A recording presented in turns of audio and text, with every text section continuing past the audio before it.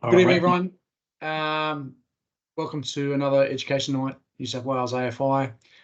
Tonight we've got a presentation by Grant, who works for Invista, if you can't see it on the screen already. He's going to do a presentation on differentiating between lightning strikes and power surges. This is definitely something of interest because it's always interesting to know. I've never investigated a lightning strike, but I've attended a few house fires suspected of lightning strikes, but very hard to confirm. So I hope you can help us confirm whether one has been hit. But yeah, very interesting. Thanks for attending. I'll let you get into it, Grant, and I will talk at the end. Thank you, Grant. Yep, pass back to you at the end. So yeah, hopefully you'll find something interesting in here, and it's a bit different than usual. Just sort of pulling a bit of a rabbit out of a hat here to present something. So let's get started. And this is what we're going to cover. So what's lightning, power surges, the difference, and a couple of case studies at the end. And I don't need to worry about what we do as a company, but we sort of do a range of things, and we have webinars. Some of those might be of interest to you. You can ask me about these later if you want. There's a good one, maybe, I'm not doing it, but the July one, charging station fires and building damage. So that's addressing issues of EV vehicle charging stations and buildings and the risks and the claims and the fires and whatnot that come from those. So the agenda, maybe I flashed past that before, but we won't park on that for too long. We'll move on.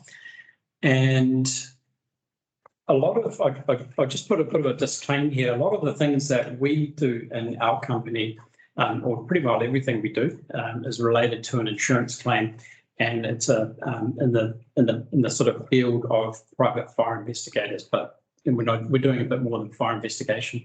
But because it's relating to insurance claims, when something comes along that's been burnt or just failed or damaged, and people say that it was hit by lightning or it was hit by a power surge, we will often be called in to take a look at that problem to find out, is it one or the other? Because sometimes policies don't cover both.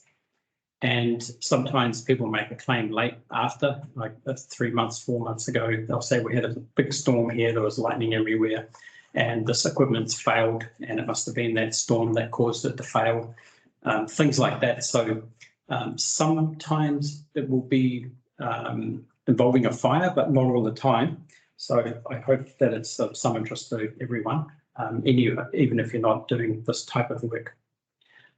So claims dilemmas, the things that come up along the way. You mentioned before, Michael, that it can be a bit tricky to try and figure one thing or another, and it is that there are some clues that you can follow to try and differentiate one thing or another. But it can also be a bit of a mystery in the end. Sometimes you have to say it could have been, or not sure, or don't know. But sometimes you can be quite a lot more specific about it and be quite definitive and say this was definitely a power surge or definitely a lightning strike, one way or the other, or neither. And that allows insurers then to make a decision how their policies will respond to some claim or other. So there are a lot of myths around it, both by the people that have sustained some event, and they might have their own ideas and justifications about how to try and prove what has occurred. But we try and apply a bit of science to it along the way as well. So a few more things here. Our company is a US-based company at the highest level, and so some of the data here is US-centric. And I used to live in the US as well for a bit, so and there's older data here. It's not really fresh. I haven't updated it. I'm a bit too lazy to do that at the moment. But that gives you an idea. 2008, greater than $1 billion of lightning losses each year in the US alone. Climate change, they say, will cause more and more lightning strikes due to more intense storm activity. And, well, the insurance, I'm sure people would like to determine it for them, but the insurers are the ones who have to pay up, and so they're the ones that have to come up with an answer that can be defendable one way or the other, or they just have to pay. Some myths that lightning will always trip a circuit breaker, and that's not the case. Sometimes in fact, lightning. Sorry, my computer's jumping ahead of me.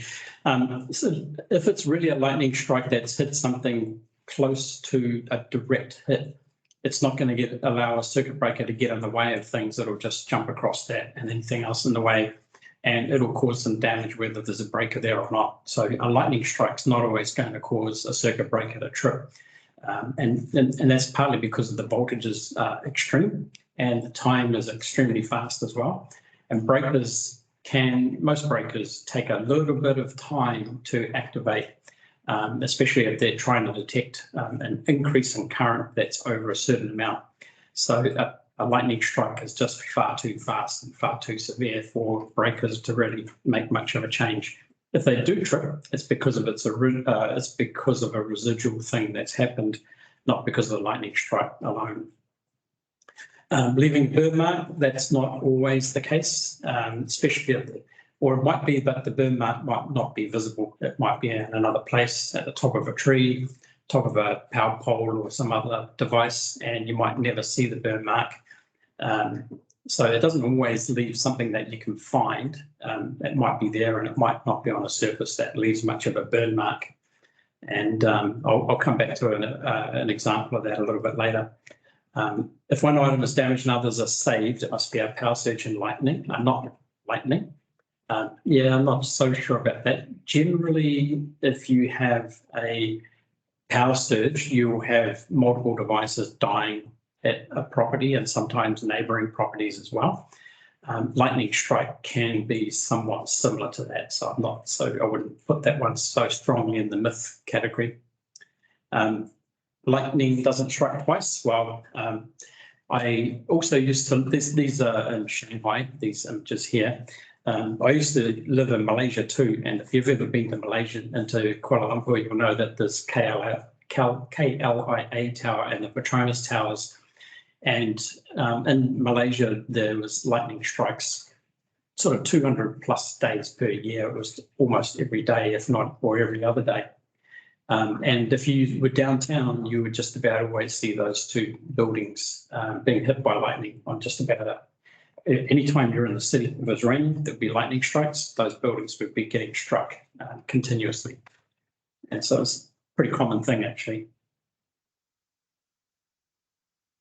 So more, what have we got here? So lightning must hit ground to cause damage. That's not true either, because there's the inductive currents that can be induced. I'll come back here. Currents that can be induced in circuits, and we'll come back to that in a moment as well. And that's mainly if you've got a cloud-to-cloud strike, of course, that, if it's a cloud-to-cloud, it's not going to hit the ground, of course, but it can still cause induced currents, and those currents can cause damage. If it's been damaged, can't be repaired, of course, vendors or owners might want it that way, but insurers are pretty used to lightning damaged equipment being repaired, and the repairs being reliable, or their vendors accepting that they'll warrant the equipment. And so it's just like anything else. If it's been damaged electrically, it can be repaired, and the reliability comes down to doing the job properly at that time. So lightning strike and power surge, that's what this is about. We'll come back to that. And I've got a couple of questions in here that will come back into a little video clip later on about whether you should or shouldn't be under a tree during a lightning storm or holding an umbrella during a lightning storm. So you'll get to see something on that in a moment. So what is lightning? There you go. So I'm just curious if anyone can put a hand up or let me know if you heard the audio from that. So lightning is basically just an enormous spark coming out of the clouds in the sky. And early stage of development, it's the air is acting as an insulator between the positive and negative charges that build up in clouds. When those charges get too extreme and overcome the resistance between the clouds and the ground, it basically just an arc that jumps across that gap, and that's what we know as lightning. So it temporarily will equalize that imbalance of charges, but they will continue to build up until you get some more and more strikes. So in a place like Malaysia, when I was living there, sometimes if you've ever had a fluorescent light flickering in the background somewhere, I used to look out the window in Malaysia from my apartment and used to think maybe there's something wrong with the lighting on the balcony. And I'd go outside. And all it was lightning, just so much of it that it was just like a light flickering in the background. Okay. Between opposite charges within a thunderstorm, so intra-cloud, so from the top to the bottom of a cloud, or even from one cloud to an adjacent cloud. So that's a cloud-to-cloud strike. But you can also, of course, the one that everyone's more familiar with, the cloud-to-ground strikes, and they can be from the ground back to the cloud as well. So the cloud-to-ground is a bit more common than others, than at least from a ground cloud. They've been around forever, ever since there's been volcanoes or the Earth. I think there's been lightning strikes. There's one outside right now, and it's caused by all kinds of events like that. And it's interesting that it can occur in some of these kind of events too, like snowstorms, surprisingly, or hurricanes. Not so surprising, I suppose, but. I haven't seen a surface nuclear detonation, but apparently it can occur in those locations, but also during intense forest fires. And I can believe it because of the fire activity, and some wildfires can be pretty intense. Haven't really seen a video of that somewhere, but perhaps some of you have come across that type of thing. So there's a pictorial type thing, sort of showing that you've got we've got airflow currents going up and down, and you'll have an updraft pushing air up. Some more thunderclaps there. You'll have air pushing, going up and down, and that separation of air will cause a separation of charges and charge accumulations in the cloud. So towards the bottom, positive charges, and towards the middle or the top, you'll have, if there's some stratification in the cloud, you have layers of positive and negative charges. And like I mentioned before, when that charge imbalance gets way too much, you'll get an arc going between the top and the bottom. This slide, I won't talk too much about it. Just when I was doing a little bit of research on this one, so I thought it was interesting because it involved Denver, Colorado, where I used to live, up in this top little corner here. But they talked about having aircraft and these storm chasers and other crazy people that chase down lightning storms to try and study them and analyze what's going on. And that's where it builds up some of the information that we have in the world that helps us understand what's going on. So there's some decent resources online about all of these sorts of things. So this is another kind of animation that shows a bit more about what goes on a cloud to ground strike. And it's showing that there's a negative charge or a stepped leader will come down to the ground and sort of fork out all over the place. When it gets close to the ground, one of those will pick up the positive charges from the ground or a tree or an umbrella or whatever it happens to be. And that's what will result in a sort of a charge being established.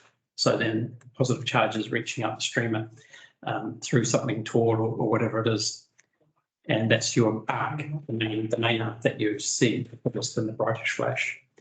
So the currents in those lightning strikes can be around 10 to about 200,000 amps. So it's big stuff. And it's real fast as well. So up to 100,000 kilometers per second is the speed of that arc and current flying back up into the cloud. So that's what I mean before about circuit breakers and things like that. These things are massive currents, massive voltages, and extremely fast, and nothing will get in the way of them. And up to 20 return strikes. I've seen sort of 5, 6 sometimes, things like that. Everyone gets to see different things, but they do recharge and will strike somewhere again and again. Maybe not exactly the same place, but that can happen as well. So because of those super high currents, or just to talk a bit about currents in the first place. So you may be aware already, but whenever you have some high voltages and high currents, you'll get a magnetic field built up on a conductor. And so this photo here shows a fluorescent tube being held by a metal pole up close to some strong high voltage magnetic fields. And those magnetic fields are produced by the currents flowing in those wires on those overhead poles. And I don't know what the voltage of those are, but what you will learn if you went through the electrical sort of education processes is that when you have current flowing, there's a thing called a right-hand rule. You can see my image here in my camera.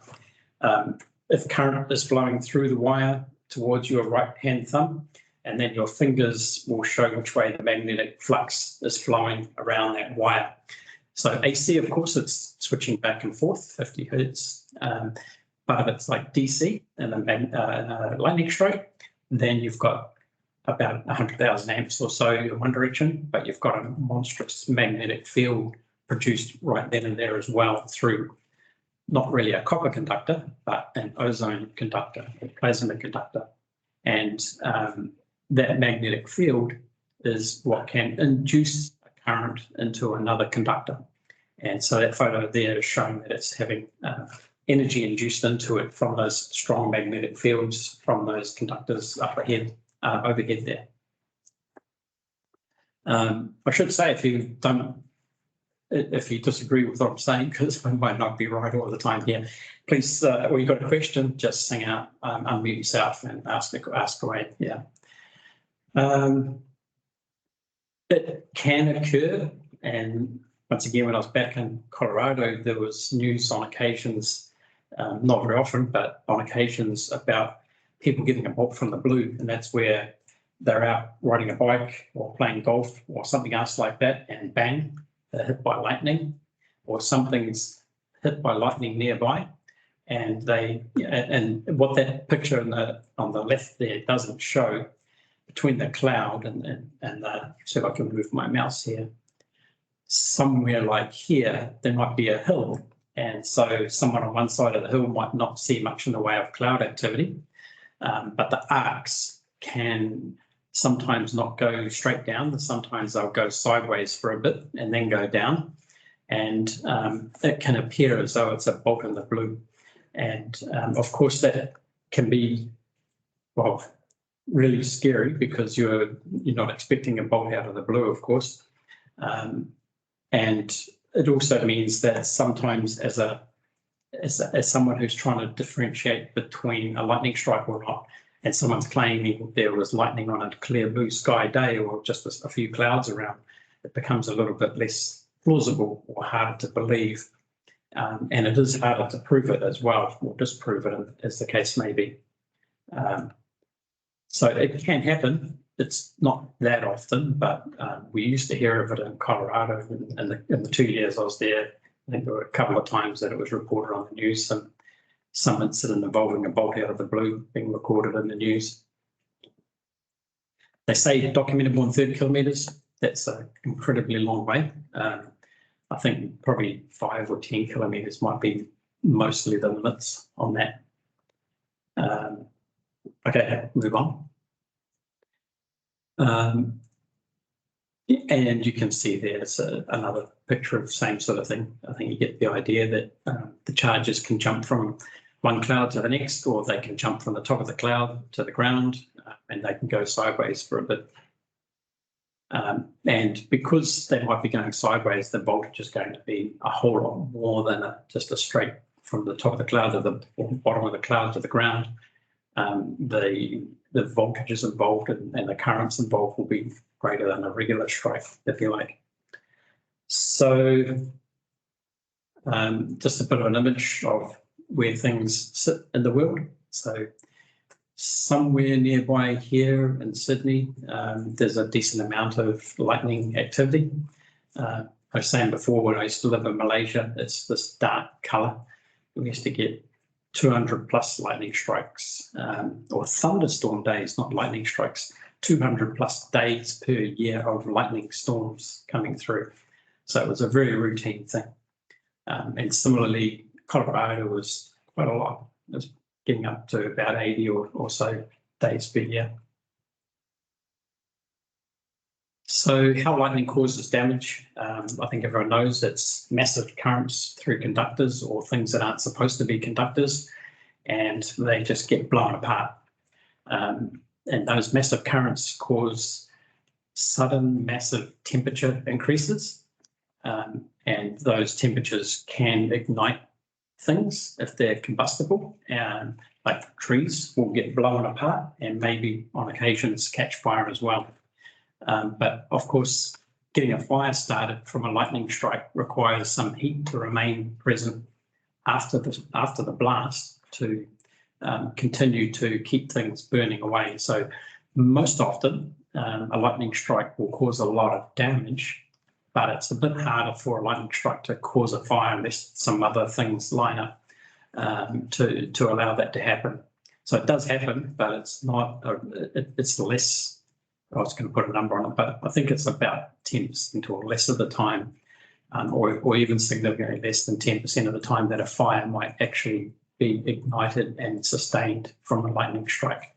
For the most part, it goes bang, it destroys something, and then it's gone. However, when it comes to equipment damage, whatever it might have hit, if it involves equipment, it'll be destroyed. So you can see there's an image of a gas meter on a building. Lightning strikes with a gas meter probably isn't good. And this isn't my photo, but I believe this resulted in a fire at one of the fires that our investigators in the US was looking at. But you certainly, with those massive voltages, you get everything blowing apart. So any installation that might have been nearby somewhere will be destroyed. You'll get arcing damage, like electronics and things like that. And when you do get a strike that's right next to you, it'll scare you to death as well. And I could add too, just out of interest, I said before, I used to live in Malaysia and so many lightning strike days there, or thunderstorm days. I was hit by lightning once, not me personally on the head or anything, but when I was driving home one day from work and massive thunderstorm, heavy rain, so heavy I had to slow it down to about 20 kilometres an hour coming over the hills into KL. And the car that I was driving was hit by lightning. And for me, it was like a truck had driven into the side of the car and pushed me about a metre sideways. And it was blinding and unbelievably loud, of course, but blinding, and I just couldn't see anything for maybe a good 10 seconds or more. But came to realise that I'd been struck by lightning and slowly carried on, hoping I wasn't going to get that again. And when I did get back, interestingly, even though the strike was enough to sort of overwhelm all your body senses, that it's incredibly loud, incredibly blinding and everything else like that, the damage to the vehicle was a hole in the roof that measured about 2 millimetres in diameter, and that was it. It's just a small 2 millimetre diameter, and that's from what I've seen in some other lightning strike damage. That can be the case where the current, although it's incredibly big, is in a pretty small space. And there's a couple of photos along those lines. So I should have taken a photo of the car. I was probably thankful still to be alive. And so I've got that. It scares people to death. I reckon that some people have heart attacks when they get too close to lightning strikes. And of course, you can get struck by lightning and die as well. So this next slide I'm going to show you is about coming back to those earlier questions about standing under a tree or carrying an umbrella. And so it's got a little video clip, and it's about some people wandering out into a rainy night, and they're carrying an umbrella, and another guy coming after them to tell them that you shouldn't really be walking around with an umbrella in the night. So that's the umbrella people. This father, he just got whacked by lightning, not under a tree, not holding an umbrella, and it's game over if you like. Actually, his foot's moving. He's twitching a little bit. He's getting up. There's a big black patch on the ground behind him. And he's probably thinking, I've seen the light finally. And he's also got a blinding headache. And so he's pretty lucky to be alive, actually. But nevertheless, he sort of gets to his feet here and starts to trot after the people with the umbrella, thinking that's bad luck. And again. So, poor buggy, you can see there's two black patches on the ground there where lightning's none of that gone right through him, but certainly been right next to him. But you can see here his feet are twitching again and he's moving again. And he probably thinks that he should be dead. He probably should be. Luckiest guy ever. So people do get hit by lightning and can survive. I think it's a pretty rare occasion. I think most people that get hit by lightning, it's game over perfectly. Okay. A few photos. Once again, these are not my own photos. These are coming out of our people in the US mostly. Put some of these together. So it just shows some unusual damage to properties where there's been a lightning strike, and it's been a little bit unusual, but through some careful examination, it's been able to determine it's certainly not a power surge. There's no conductors or wiring or anything else really going on in that space. Possibly some insulation, some of that metal foil backed insulation though might be in this location here. And similarly, it's I think it's a bed, or was a bed, but it's ignited. And so this is also a lightning strike here. And initially, at first glance, it was looking a bit like an accelerator-induced fire. But after some examination of the scene, it was found that, or determined, that it wasn't, and it was likely to be a lightning strike. So direct strike damages, it's usually pretty clear and obvious if you've got damage that, if you've got a tree that's split in half, and I'm sure you will have all seen some trees in the forests in Australia that have been blown apart by lightning, and it's quite obvious which ones are which. And so brickwork blasted apart, flockwork blasted apart. Sometimes you'll see art tracking along the ground, or tracks of arcs that have been along the ground through fences and things like that. It's sort of obvious in those direct strike situations. And when we are investigating these types of things on a direct strike, you're always looking at how does the current flow get to Earth, because a direct strike from cloud to ground is the ground, so there has to be a pathway to ground. And so it's an example here where a strike might have hit an antenna or a satellite dish, and it's made its way. Maybe the wires aren't connected or terminated to the exhaust duct on a dryer, but that won't stop lightning strike from jumping from one conductor to another. It will just jump across and carry right on down to ground and destroy whatever's on the way. So that might have destroyed a TV or something like that, and a dryer maybe melted or put a pinhole in the duct. Not really melted, it would be more like a pinhole damage, because if it's a steel, a solid spiral wound duct, for instance. So that's what can be found on a direct strike type situation. And the small pinhole is quite usual for lightning strikes as well. We'll move on. And it's quite a good photo. That it's if lightning strikes hitting a tree, then you'll see there that the entire trunk has lit up from top to bottom, and it even looks like it's got a flame there. My interpretation of that is that it's just a fantastic photo, and that about a millionth of a second later, there won't be anything that looks like a flame there. The tree might be split in two. And it's a remote possibility, or at least a small possibility, that might ignite and continue to burn. It's not impossible, but it's not that common that you'll get a fire from a lightning strike. So it happens, but it's not that often. and fire in some cases. Okay, this is less obvious maybe, but this is where it's caused some vegetation damage, some arc tracks through the ground, that type of thing. And I used to have a very good photo of this, but that's not one of them, so I'll move on.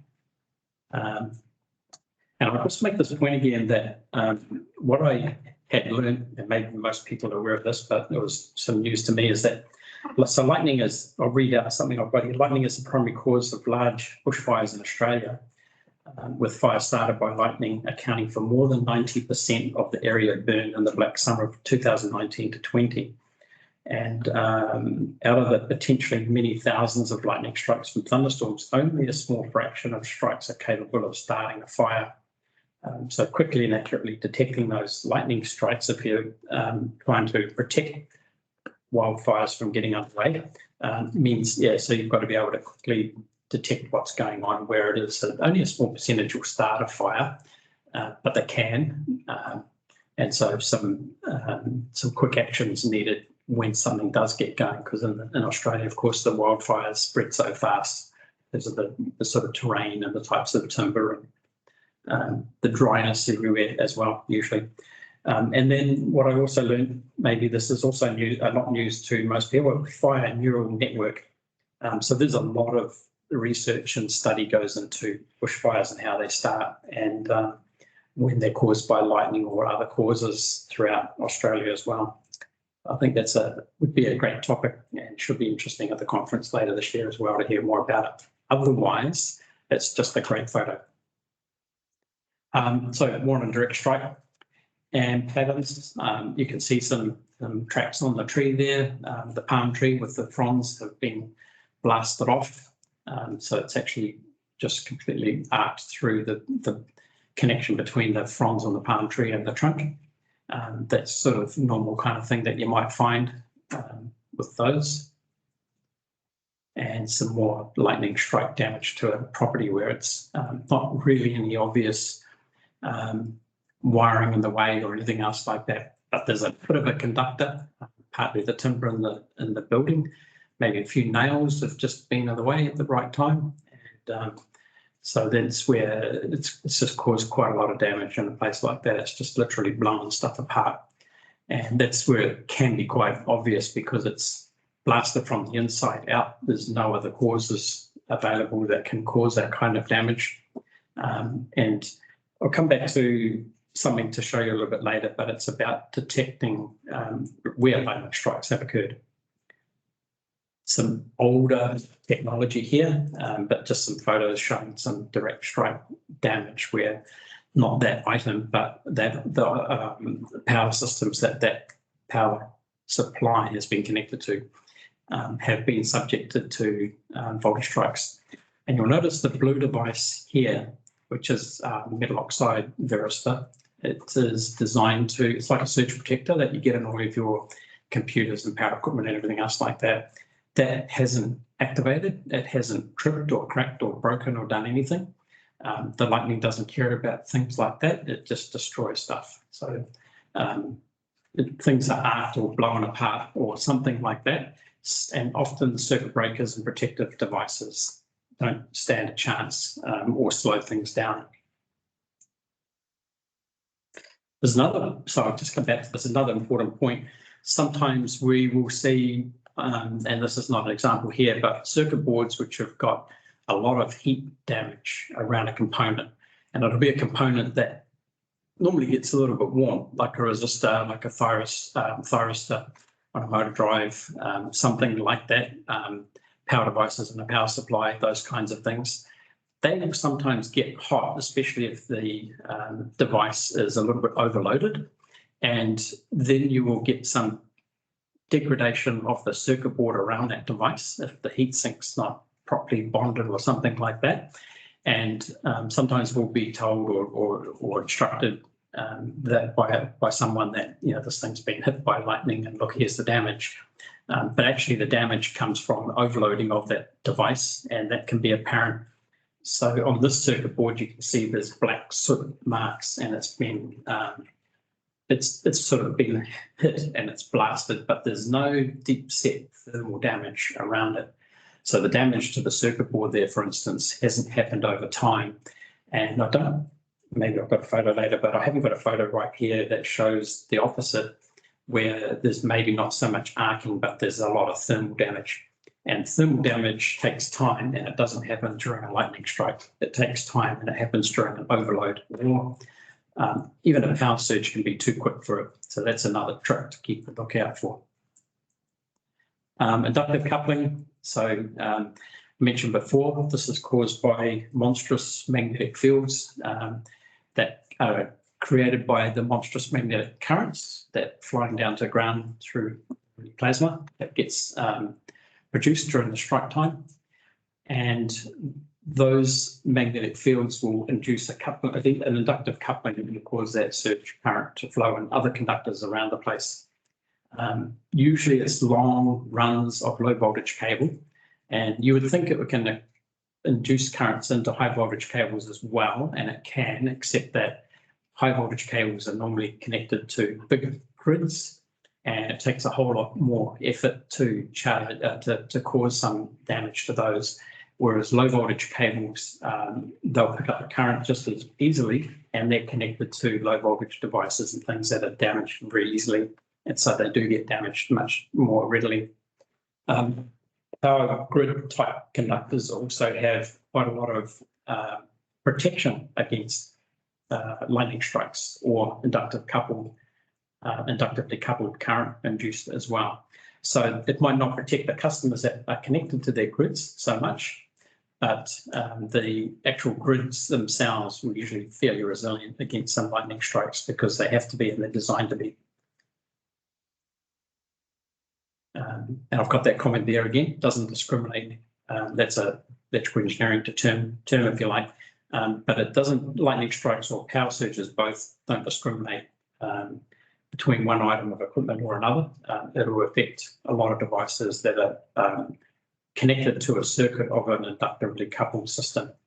And that is the difference with surges, is that you will often have equipment that's not in the precise direct path to the ground. So a bit of a graphic here that shows that if lightning's hit a tree, there'll be a massive electromagnetic field produced by the lightning on that tree, and that magnetic field can induce a current into that long run of low voltage cable. And like I said before, that those low voltage cables are connected to low voltage equipment, so it's normally more delicate, and the currents are big enough that they will induce voltages at the ends of those cables, and those voltages will, if you could measure them and you're at the right place at the right time, would appear as a voltage spike. And so people will call that a power surge, but it's a voltage spike that will cause installation on those devices at each end to blow apart and things to stop working. The surges usually caused by a lightning strike or something pretty severe, not too far away. It's not that often that you'll have a power surge from something that's miles and miles away, which we get questioned on from time to time, that there must have been a lightning strike down the street or somewhere, and it's caused all this damage. So you can get brownouts and small changes in power systems from the grid, but that's normally a matter of 10–20% change, not 100% or 200% over a couple of microseconds, like a power surge is. And so looking at the nature of the damage and the location of the damage, how the current has been introduced to whatever it is that's been damaged, can give you some clues to what caused it and where it's come from and where it's gone to. Ductive coupling, it's same sort of message here. Point of entry is mid-cable and exit is through to the ground eventually, but the damage is not always visible because it's a power surge, a voltage spike, and so that's only causing a few things to go blip here and there and stop working, but you won't necessarily get components blasting apart all the time like you might with lightning.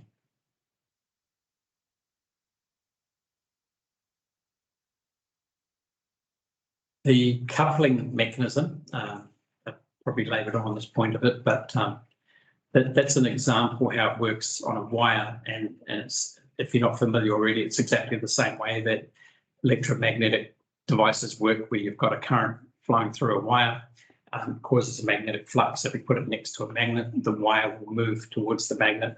If you put it in a loop and on a bearing, yeah, then it's called a motor, and it'll spin around and things like that. So yeah, I won't spend too much time on that. I've already talked about it. And some small example here. So this is a chip where it's had a piece of the resin blasted off from the piece of the wafer that's inside all of that. The wafers inside these chips are pretty small. The wafer that's on the inside of that particular chip that you can see will be a little bit smaller than that yellow circle. It'll be square, and there's a gold wire that runs from the edges of that chip out to each of those leads, and it's spot welded by a wire bonding machine. It's quite a cool technology to get involved with. But the chips are small, the connections are very small. Like I said, that gold wire, you need a microscope to see them. And the machines that do the spot welding, when you need a microscope to see the wire in the first place, they're pretty high-tech machines. But if you put too much voltage into them, not really a whole lot of current. If there's too much current, they'll just fuse out, of course, and it'll look like nothing is damaged, but it won't work. But if you have too much voltage, it will cause something on the silicon chip side of things to just blow apart. And that's simply a case of getting too hot too fast, and the resin casing not being able to constrain that or contain that. And so that's popped apart there. And of course, that's too hard to put the smoke back inside. Once they've done that, they're finished. Just having a look at the notes there. So yeah, we used to see this a lot with telecommunication equipment, networks, security systems, that type of equipment where there's longer running cables. You'll find this kind of damage.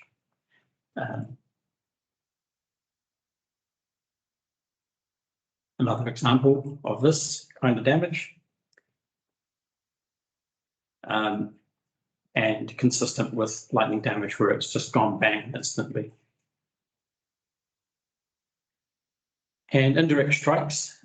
So power supplies are typically not affected because they're connected up to line voltage systems all the time already anyway.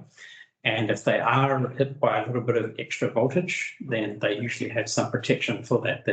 You know, they've got some MOVs that will pop, that type of thing.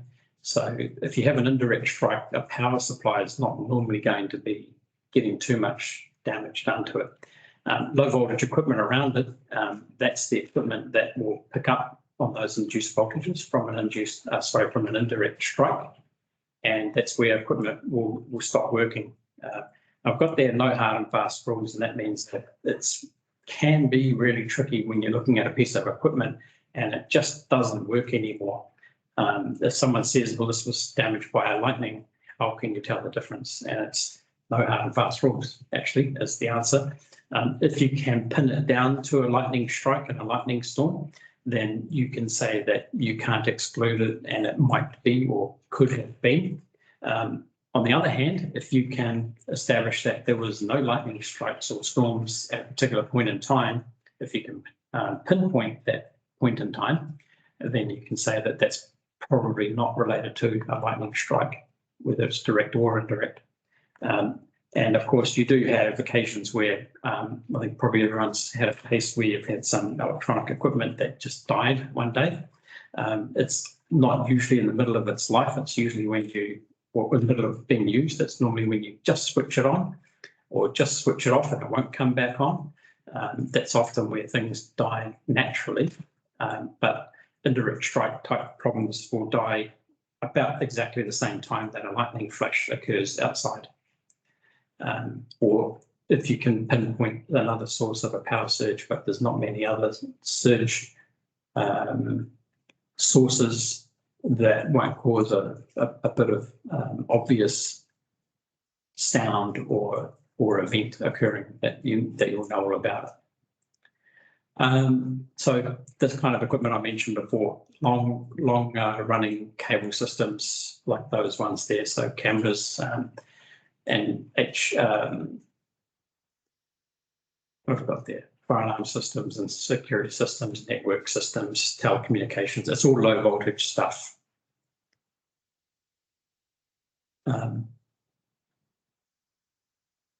Yeah, I'll move along. It gets a bit too repetitive here. Just examples of some lightning strike damages and power surge damages. Telephone systems, you don't see quite so many these days. They've got a bit better at protecting things, and there's more fibre optics involved. In some modern systems, fibre optics don't get impacted by lightning strikes by virtue that they've got a fibre optic system involved. The only issue can be where you've got some fibre optic systems run a metal cable alongside them so that they can ping the metal part of that cable so they can find out where the fibre goes. And the problem with that, of course, is that where the metal goes, the lightning strikes can go as well, and it can blow apart the fibre optic part. So quite a lot of fibre optic cables these days are just in super strong sheath and buried. And so if you hit it with a digger, it'll still go through it. But for the most part, they're pretty sturdy and not affected by lightning strikes or induced currents or electromagnetic pulses or anything else like that, because it's just light. So here is, CCTV. I'll come back to this photo again in a bit. Lightning damage versus power surge. Maybe getting a bit repetitive, but caused by nearby lightning enters the building through utility services and affects power and path from that utility service. The location of equipment in a building is also sometimes a bit of a clue what might have been damaged by a power surge or not as well. And so some thought needs to go into what equipment is located where in a building, what it's connected to, especially if it's got long running low voltage connections like those, like data cables, for instance, Ethernet cables and the likes.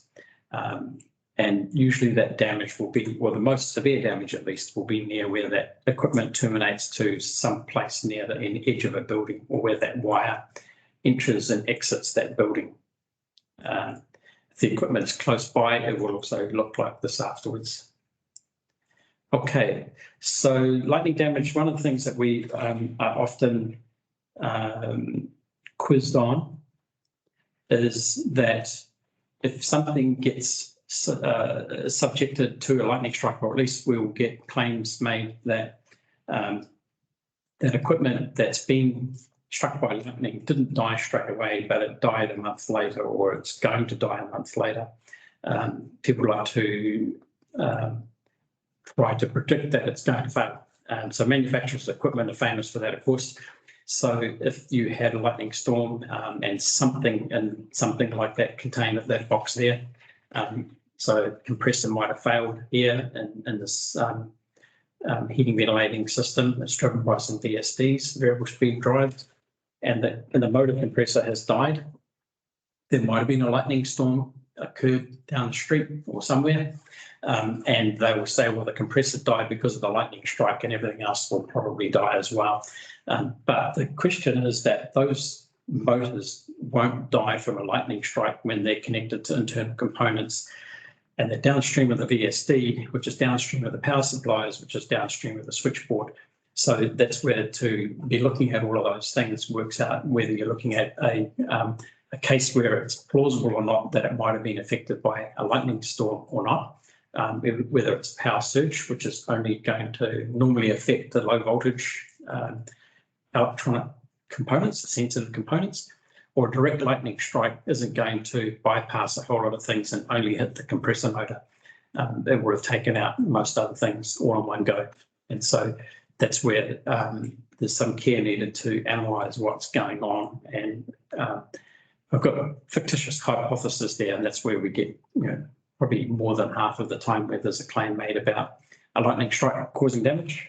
It's not really. So we get claims sometimes, yeah, this is this latent damage question, that it's going to fail in the future, or it has failed in the future, and they claim linking it back to an earlier storm. There's been quite a lot of studies into latent damage of electronic equipment, and the last time I read through some of that stuff, the conclusion hasn't changed, and the conclusion is there's no way to tell. And for anyone to say that this is going to fail, or it's been stressed and there's a higher possibility of it failing, that just simply can't be proven either way. And for the most part, you're on pretty solid ground to say that if it hasn't failed within a couple of days, it's just not going to fail from that event. Almost everything's going to fail eventually anyway. But to link it to a claim and say that it's latent damage and therefore it has to be replaced under an insurance policy, for instance, then for the most part, there's just no evidence whatsoever to make that link, and insurers just won't accept it as well. So insurers will only accept something that has failed, not something that someone believes might fail. And finally, that point there, lightning damage is catastrophic and instantaneous, so that really is. So can we prevent it? Well, yes, there's a lot of lightning protection systems on all kinds of buildings all around the cities, and on wind turbines, for instance, oil and gas platforms, things like that. Those buildings like Petronas Towers, KLIA, the big towers in Beijing and other places, all of these big buildings have lightning protection systems on them. Those kind of finger things at the top there to release charges into the atmosphere freely, so that equipment nearby it doesn't build up a charge and become a target of one of those stepped leaders, so they can have protection against lightning strikes.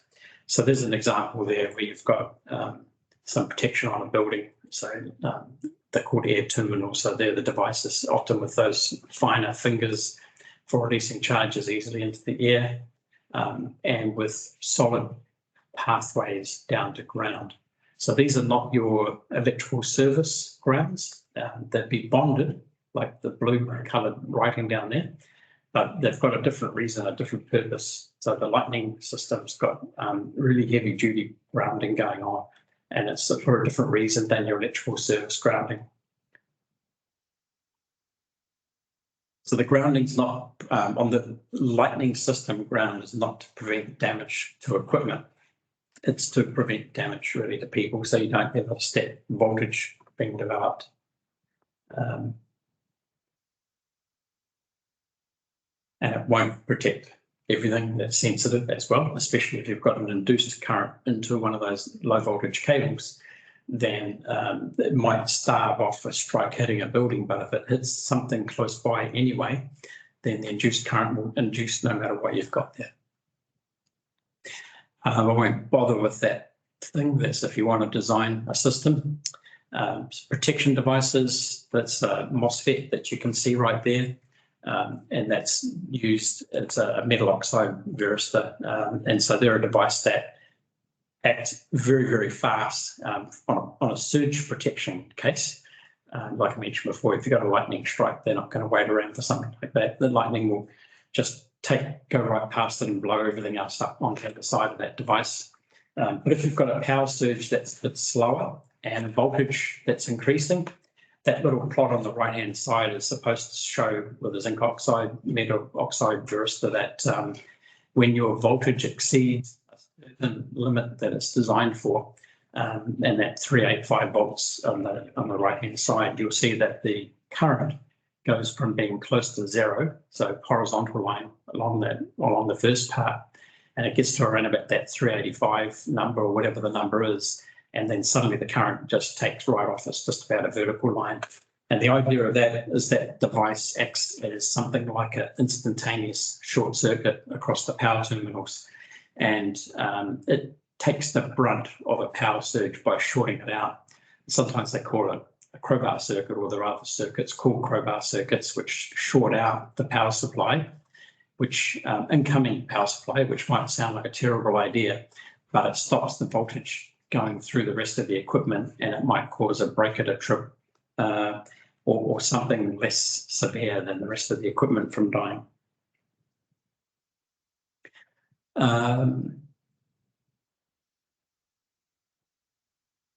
Yeah, so there's a bit of a problem with surge protection equipment on Ethernet cables, for instance, that if you put them on and they're trying to limit very high changes of voltage and short things out, it's going to slow your network cable speed, your network speeds down a lot.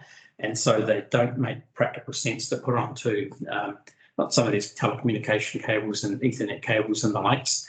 So there's a bit of a limit or compromise about what you can do with those, and you end up with some less than ideal protection from a protection point of view, but you end up with a better quality of service. So there's some compromises that are made there. And this is an American thing, of course. Can I subrogate? So lightning, it's an act of God, but there are sometimes cases where you can end up having some legal action taken against companies, not because the lightning strike occurred, but because of the damage that occurred that should have been protected against. It's a bit of a stretch, but they'll try anything in the US, and a couple of times they'll try that in Australia too. And you'll see there CSST, that's the, I'll show you that in a moment. But we've got systems that have failed, and I had a question just not so long ago, about a month ago, of a wind turbine that was struck by lightning, and wind turbines get struck so many times that they have counters on them to count how many times, and they've got special provisions on them for letting lightning damage go to ground without causing problems. But there are times where those things don't work, or they haven't been done properly, installed properly, and that's where some legal cases will take place to try and go after some subrogation. So some more pinhole damage here to the corrugated stainless steel tubing. This is a big thing in the US for sending natural gas around properties. And of course, if you have a lightning strike to that corrugated stainless steel and it puts a pinhole on it through it with an arc right there, that's a good way to have a fire started up. So there's a little bit more positive way to start a fire with a lightning strike is to put it onto a gas pipeline like that. I'm not that familiar with what is done in Australia. I think they use bigger, heavier pipelines or plastic pipelines. I don't think there's any of this thin gauge corrugated stainless steel stuff, but I'm not sure about that. Another thing in the US is this foil-backed insulation that seems to have a propensity for causing fires too. So I'm not going to park on that case study. I'll sort through some of these bits now. So this is a very, very tall radio mast broadcasting. And so these masts have pretty high voltages because they're trying to broadcast for long, long distances. And it was claimed that there was lightning damage to this tower. And so way up in the sky, there's this evidence collected. It's a like corrugated or fluted type of copper pipe conductor, and it's got a lot of melt marks around this point here, and some more melt marks, or another view of that melt mark around here. So claim the lightning have punched one of these pinholes through that coaxial cable and claim that it was lightning damaged. Low voltage components on the ground were also knocked out. That's a cross section of that cable. So you can see there that it is a sort of a convoluted copper outer section with a plastic sheath over the outside of that. It's got plastic spaces to keep the inner core in the right place. So it's basically a coax cable, but not the kind of thing you have in your TV and your home. This is big stuff for radio transmission for maybe 50 miles or something like that. And it's filled with nitrogen to keep it cool and also to keep it well insulated between the outside layer and the inside layer. That's just the cross section of it. and another view of some contaminants in water and bad connections going on.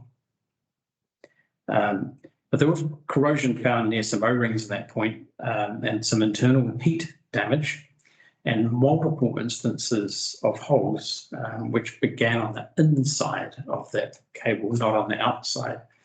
And so that's something that you don't get when you've got a lightning strike, something developing on the inside and not the outside. So looking at that one, the question was, what was the point of entry of this so-called lightning strike? Where did it come out? Date of the loss of the photos, were there storms and so on. And they found that there were patches over old failures as well. So another hole found in the exterior, a patch found over a pre-existing damage like this. So it had been repaired. Apparently this particular cable, people used to take pot shots with their rifles, using it as a shooting range. And so occasionally they had to go up there and patch it up and repressurize it and things like that before they could go back on air again as well. Just a close-up photo of that one. Leaky O-rings, that shows that moisture got into the system. So of course, when you've got a leaky O-ring and you've got moisture getting into a system that's supposed to be very dry, with dry nitrogen purged in it, then your insulation between the core and the outer is going to change, and your transmission energy is going to have to step up quite a bit. So it's going to operate at a higher temperature. So that's going to cause some of the insulation on the outer part to become exposed to higher temperatures as well, and everything starts to degrade. And there you go, that when you look a bit deeper into this, some of these systems, that it looks like a mess. So a lot of heat has generated damage like this.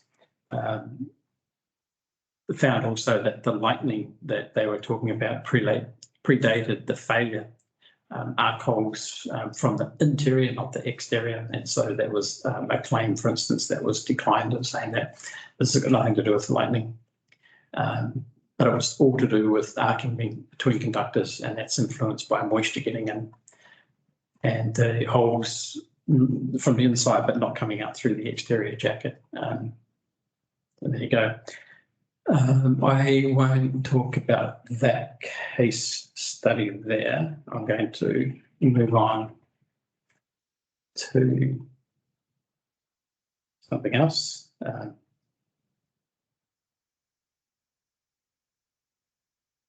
Just quickly on the grounding that I mentioned before, if you've got lightning strikes and you don't have good grounding, if you're standing next to a conductive path and your feet are just a wee bit away from that point and it's hit by a massive current, that's what can happen to you. So you end up with a voltage building up between where you're standing on the ground, if there isn't a good ground, and you end up getting electrocuted like that. So that's why everything is bonded to ground, so that you can touch anything and you can walk anywhere and you won't get fried. And I'm going to just quickly talk about a couple of claims or tools. So tools and resources. So if you ever get entangled up in looking at these lightning claims and storms and things like that, these are the kind of tools that we look at. So the Bureau of Meteorology, to look at whether a storm occurred or not, was it in the same place or not, was it severe or not, really what happened. So there's historical weather records available from a range of different websites there. And that TOA, Lightning Incident Archive Search, or AAS stroke reports, and some other places like that. So the bomb database online, you can get your historical data. So what I was going to just quickly cover, this is my last point here. This is just to sort of talk about some claims where we get something like someone claiming that their equipment was damaged by a lightning strike. And then we will take a look at, was there really a lightning strike? So find out the date and the time and the location, and we get this TOA LIS report. And we can see there that there's no lightning strikes for more than 50 kilometres on that day. So probably no lightning strike damage on that day. So then maybe it's the day before, there's a couple of strikes, but they're about probably 20, 25 kilometres away. And so that's not going to do anything, but only a couple of strikes. And then it might have been the day after. So then there's a little bit more lightning activity, but still more than about 16 kilometres away. So that's not going to do anything either. We've had other claims, and this is an example where this is the kind of map that I got, and every dot there is supported by the GPS coordinates, and whether it's a cloud to ground or ground to cloud or cloud to cloud strike in the current. And so you can look at that data and analyze it, and you can work out the proximity as well as the actual evidence and start to piece things together to see if it adds up. So quickly, this is not a photo, this is just straight off the internet, but it's about a case similar to what I'm looking at.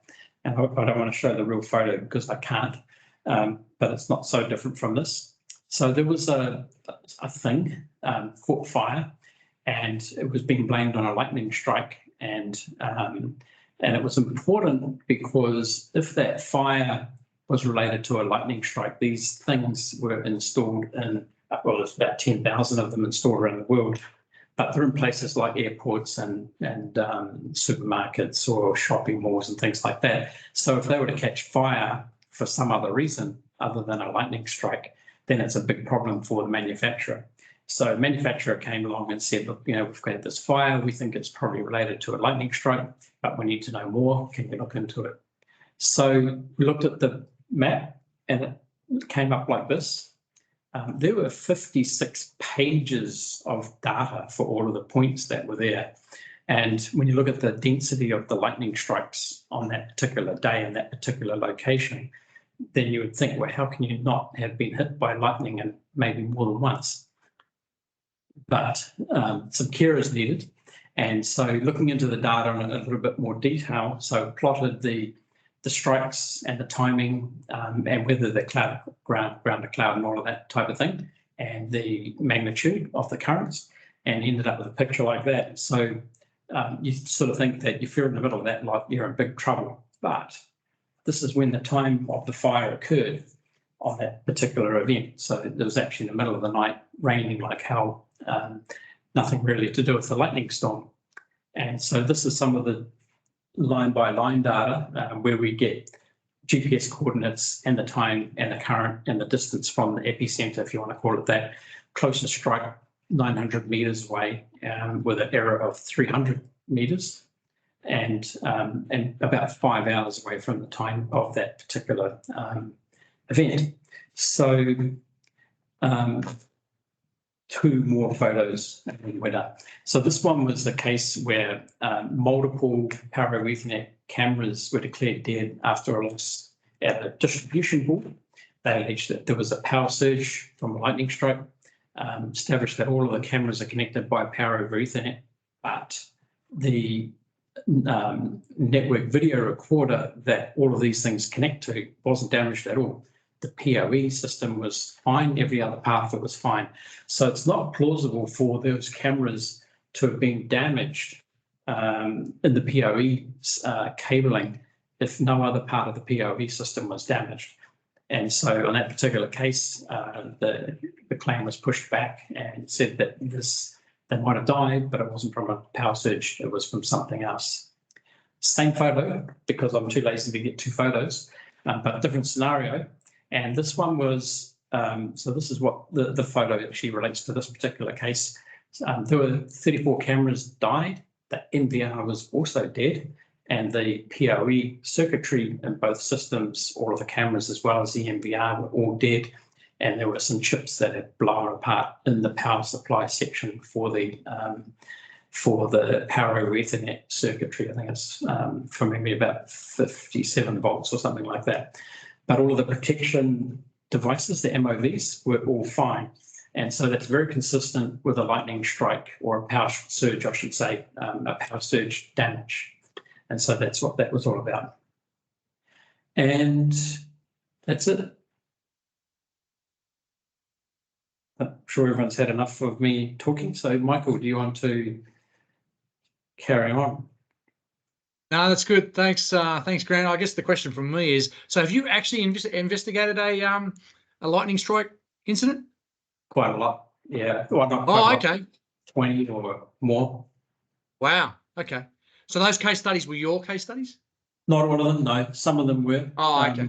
Those cameras at the end, the sign on fire, and then I've done some more at residential properties in the US, and I've done chicken farms. Not a great place to go when you've had can you imagine a chicken rearing farm that's been hit by lightning and things going offline and dying? What happens to the chickens? And then you've got to go and figure that out. That's not pleasant.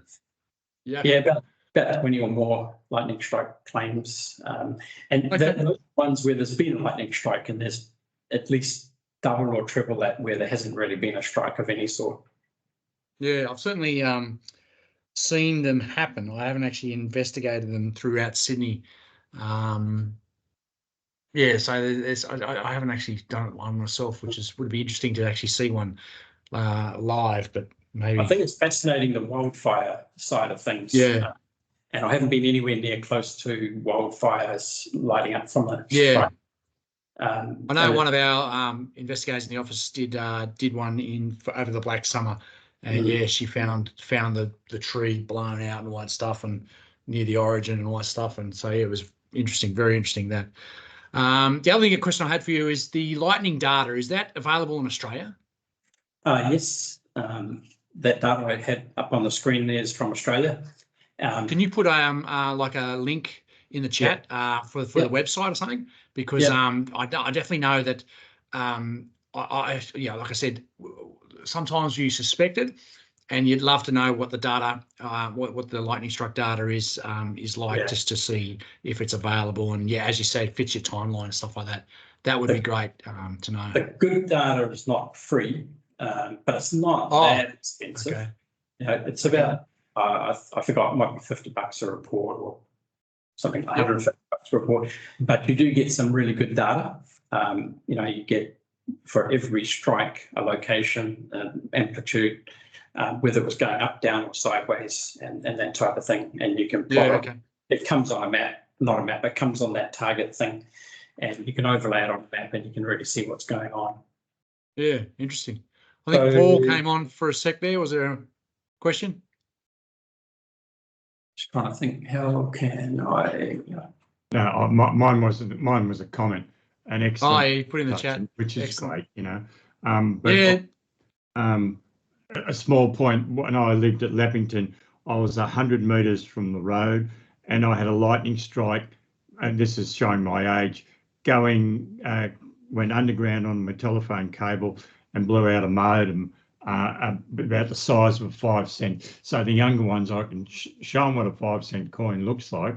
But that was my experience with lightning, and we in Rural Fire Service will eventually dig up a lot of lightning strikes and give you references for Australia, especially in New South Wales. But my other little question with solar panels, are they have a possibility of getting lightning strikes because of the way they're set? I don't know a lot about it. That's why I'm asking. Well, if you go to a solar farm, there's several tens of thousands of panels, of course, but they're all mounted on aluminium frames, and all of the frames are ore earthed. I think the chances of a lightning strike not hitting the frame and going straight to earth, because there's a lot of earthing in those places as well, and everything's in an aluminium frame. I think the chances of a strike hitting the actual PV panels in between the aluminium frame around the PV panel, I think it's pretty remote. I haven't personally seen it. I've seen that's fine. Quite a lot of PV fires, but not suspected to be lightning. It's bad connections, hot joints, damaged panels, and some other things like that, but not lightning. Yeah, we're noticing, and Forbes will agree with me, which is unusual. Panel fires and structure in residential houses, that might be part of a lightning claim, which is not. We've just got to look at it. I'm blown away with your graphics that you had there. Yeah. Very informative. My wife was listening from the background, and I said, I'll get a copy of it so she can do it. But the graphics are brilliant. She said, oh, can you take a photo of it? No, I'll get you the whole presentation. I think that little video clip's pretty incredible. Yeah, that was great. That blew me away. Excellent. So, thank you. Any other questions from? So I'll send through a link for the where you can get that lightning strike data. Yeah, There's that'd be one interesting. that I use a lot. So I think I've got 2 or 3 that I use from time to time, but I usually just rely on one because it's much better than the others. Right. Yeah. But yeah, most of those PV, in fact, that sign I showed at the end where I was saying that, we're trying to figure out is this lightning or not, because that's what they were claiming, turned out, in my opinion at least, that their system was subject to water getting into their system, and it was hot joints coming from corrosion from the water getting in. And that last storm, which was full of rain and everything else like that, was sort of the last part of it failing and dying, but nothing to do with the lightning strikes. So they were just too far away and not related, wrong time, and so on. And so, Right. yeah, a lot of the claims are declined, if you like, when you look at them properly. And it's a little bit easy to say, yeah, probably lightning strike. When I first saw that picture, I thought, wow, it must be, surely. But you start to study it a bit more, then not really. Excellent. Yeah, okay. If there's no other questions, thanks again, Grant. I'll put a link in the chat to our AFI conference in October. Go there and have a look and register if you want to come on down. The program is being put together. The abstracts have just been finalised, so we'll be sending out them soon. It looks like a really good program, which will be great. We've also got our 40-hour Fundamentals of Fire Investigation course also the week prior, so go to our website to have a look at that. There's no next education night will be our AGM. It's not going to be an education night, just be a dinner down at Campbelltown on some way. Again, message will be on our website, or the event will be on our website. And there'll be no education night in October because we'll have the conference. So the next one will probably be a social December later in the year. So thanks for joining, and thank you, Grant, for stepping up at short notice to give the presentation. Fill us in. Off target, but anyway. Yeah, well done. Good on you. All right, Well, a everyone, nice thanks. shirt, mate. I'll get mine out. Yeah. Thanks again, everyone. We'll see you soon. Very good. Bye, everyone.